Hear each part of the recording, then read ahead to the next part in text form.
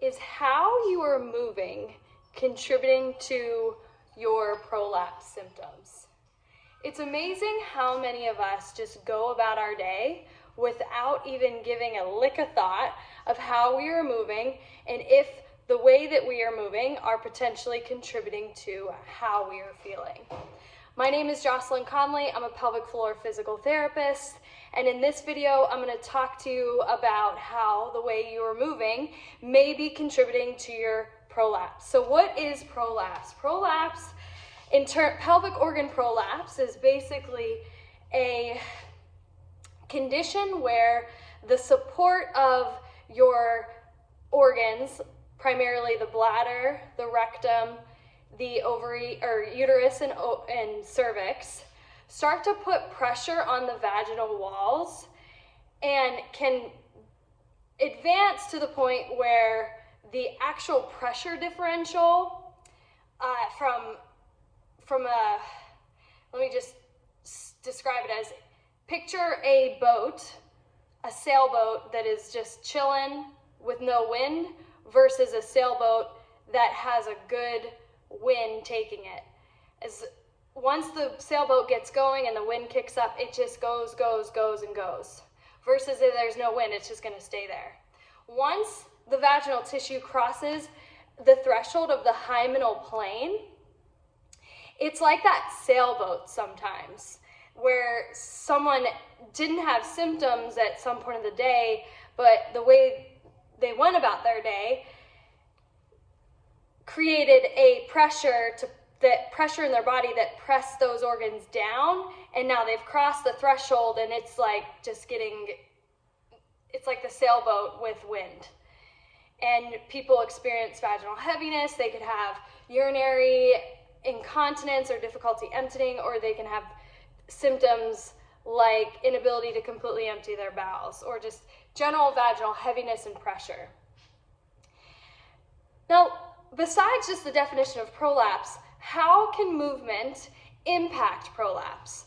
Well, as we move, like if I bend forward to touch my toes and stand up, or if I roll in bed, or if I'm picking something up off the floor, or I am getting up off of a chair, going upstairs, all of those movements are going to increase internal body pressures. The pressures within my thoracic cavity, like in my ribs, and then in my abdominal cavity, the cavity between my ribs and my pelvis, and then also the pelvic cavity, where my bladder, uterus, rectum hang out.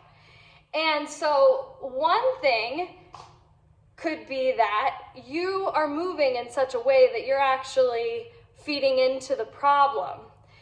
Meaning, like when you bend, you're just like, you're not even breathing. You're kind of holding your breath as you bend to pick something up. Or your breathing doesn't change the canisters inside your body, so the pressure is going to press whatever into the path of least resistance, which may be the pelvic floor and the vaginal walls.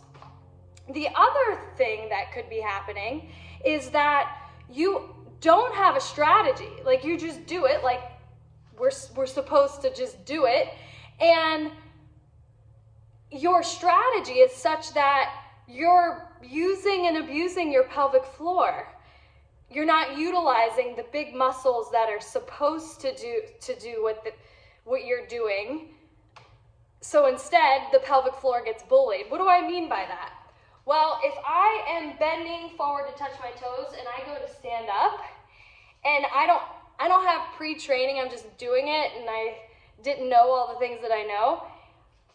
Basically, I could stand up many different ways, and my body is going to do it so that I'm using the least amount of energy.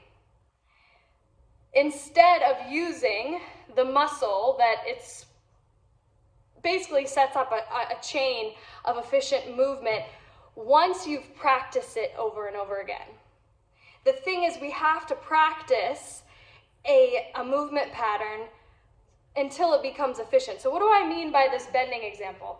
When I stand up, if I'm just hoisting myself up, I might be using no strategy, and it's just a passive strategy. So all of the force and strain is going to go on the ligaments or the passive structures, the non-contractile structures.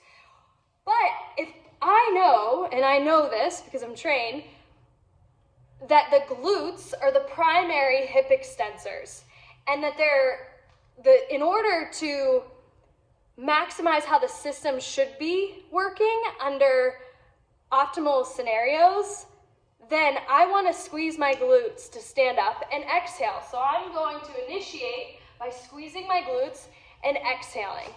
And that way, I am changing how the pressures are being handled, and I'm just redistributing the forces. So moving forward, I want you to be aware of your movement patterns, particularly transitional movements, picking up something from the floor, walking up the stairs, just rolling in bed. Pay attention to your breathing patterns and your oomph. Are you intentional with your movement pattern? And if not, can you somehow add some degree of intention?